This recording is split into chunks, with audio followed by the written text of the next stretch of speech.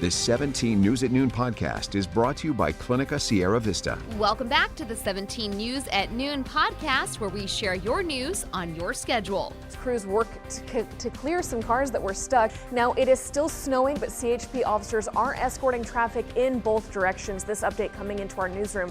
Meanwhile, we're hearing the Grapevine is also now open, with CHP escorting traffic both north and southbound there. However, Highway 33 is closed at Highway 166.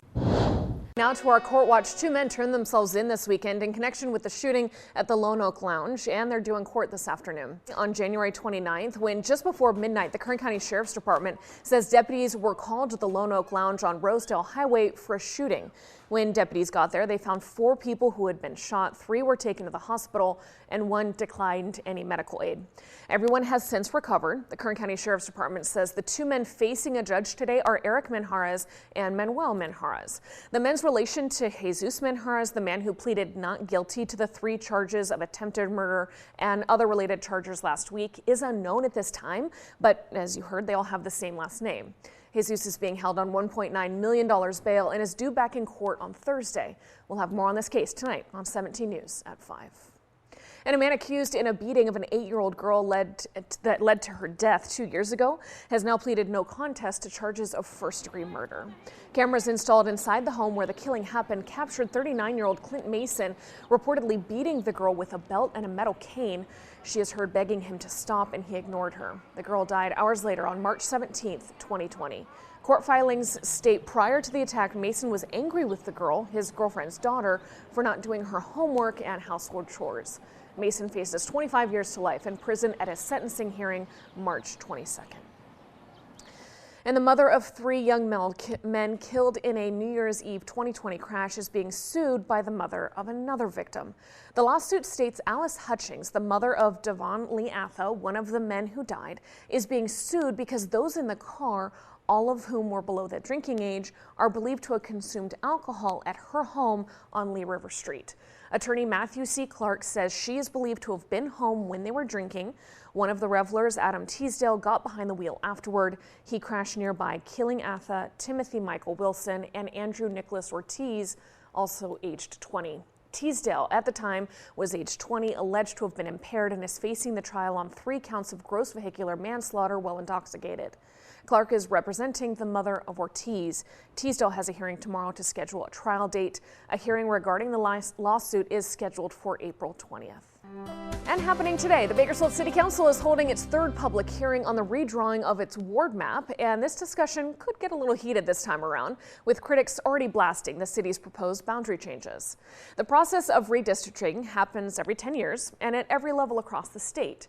The goal of redrawing maps is to readjust districts based on population changes and from the 2020 census that just came out. Now, in that time, over the last 10 years, Bakersfield saw a population growth of about 16%. Those interested are encouraged to attend tonight and can provide comments in either person or writing. The hearing takes place at 6 p.m. in the City Council chambers. 17's Maddie Gannon will be there tonight and cover all sides of the conversation. And happening tomorrow, the CIF State Wrestling Championships return to Bakersfield. For the first time in nearly 2 years, the CIF State Wrestling Championships are scheduled to compete at Mechanics Bank Arena. That's tomorrow through Saturday. Now, the event, which featured 896 boys and girls wrestlers from 270 schools in 2020, was canceled last year due to the pandemic. It was the first time since 2004 that the event was not held in Bakersfield after relocating from Stockton. The 3-day event attracts thousands to the arena and fills up our local hotels. We'll have much more tonight at 5 on the economic impact of this tournament coming back to town. Hello, this is Tim Callahan with Clinica Sierra Vista, and we're excited to unveil the Community Health Center of the Future, our comprehensive care center. It's located right across the street from Memorial Hospital. We have every service under one roof, from family medicine, OBGYN care, dental services for adults and children, behavioral health, and much more. So find your way to better care at Clinica Sierra Vista this year at our Comprehensive Care Center. Visit our website, clinicasierravista.org, for the latest on this project. We'll see you soon. All right, now to the latest COVID-19 cases here in Kern County, which continue to fall. This morning, Kern County Public Health announced there were 786 new positive cases of COVID-19, but no new deaths. There are 123 hospitalized patients, with 26 still in the ICU.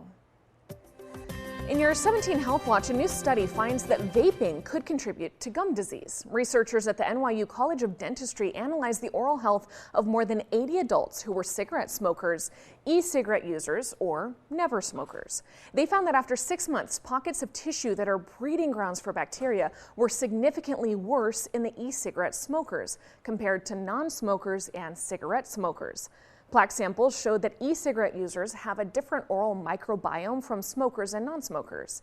Experts say several bacteria known to cause gum disease were especially dominant in those who were using the e-cigarettes. And new research shows women who undergo common infertility treatments may be at an increased risk for pregnancy and heart complications. Researchers from the United Kingdom analyzed more than 106,000 deliveries conceived with assisted reproductive technology and more than 34 million deliveries conceived without. They found that women who took infertility treatments were more than 2 times more likely to suffer acute kidney damage. They also had a 65% higher risk for developing an irregular heartbeat. But the study also found that these risks were highest among women who had pre-existing cardiovascular risk factors.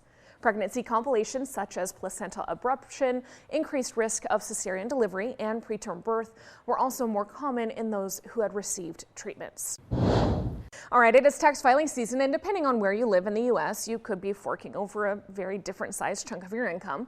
An analysis by MoneyGeek rigged every state by how tax-friendly it is, and you may be surprised to see where California was placed. The analysts didn't just look at income tax, they also factored in property taxes, plus state and local sales taxes. To determine where people pay the highest tax burden, MoneyGeek looked at a hypothetical average family, a married couple with 1 kid, earning a median national income of about $83,000 and owning a home worth about $350,000. The study breaks down how much this fictional family would pay in taxes in every state, and the states with the lowest tax burden getting an A rating, according to the analysis, were Wyoming, Nevada, and Alaska.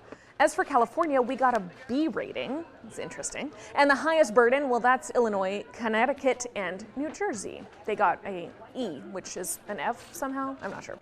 Anyway, the Insurance Institute for Highway Safety has released its latest list of car models that earned a 2022 Top Safety Pick award. After exhaustive testing, the organization says 65 models earned their top tier award, while another 36 models were given the slightly lower Top Safety Pick award. The Hyundai Motor Group, which includes Hyundai, Kia, and Genesis brands, led the way with 11 Top Safety Pick Plus winners and 10 more Top Safety Pick winners. This is too confusing. They need to change this wording. All right, Volkswagen, which includes the Audi brands, came in second with 8 plus picks and 3 more Top Safety Picks, followed by Volvo with 10 Safety Pick Plus winners. 4 minivans earned awards this year and 4 trucks made the grade. All of the top performers also included vehicle-to-pedestrian factors and vehicle-to-vehicle crash prevention systems, as well as headlight systems receiving a good rating. All right, now to some lighter news. After being put off for more than a year due to the pandemic, Disneyland is bringing back 4 nighttime spectaculars. The Main Street Electrical Parade, the World of Color, and the Disneyland Fireworks Show will return in April. The Fantasmic Show returns in May. Disney is celebrating the Main Street Electrical Parade's 50th anniversary. They released concept art of the new floats showing characters from Aladdin, Coco, and the Academy Award-nominated film Encanto. You now have that song stuck in your head. You're welcome. All right, finally here on 17 News at News, 17 News at noon. There you go. This morning, we received another generous donation of new toys for the Bakersfield Homeless Center. A container used by the center caught fire last month in Oildale, and that container stored all of the toys that were donated to them over Christmas. Viewers were asked to help the center to replace those toys, and you have been incredibly generous. About an hour ago, folks from Hallmark Assisted Living on Ash Road dropped off boxes of toys that they had been collecting, so big thank you to the staff and residents there. The KGET drive to replace all the damaged toys continues through the end of February, which is coming up on Monday. Yeah, so you can stop by, bring any unwrapped toy to the KGET lobby here at 2120 L Street during business hours That's today, tomorrow, Friday, and then again on Monday. Yep. So exciting to see the community come together to help out these folks, and just kind hearts. Doesn't surprise us here in Kern County. Just such a giving. The 17 News at Noon podcast is a production of KGET and Nexstar Media Group. For more on all of the headlines in today's show, head to kget.com.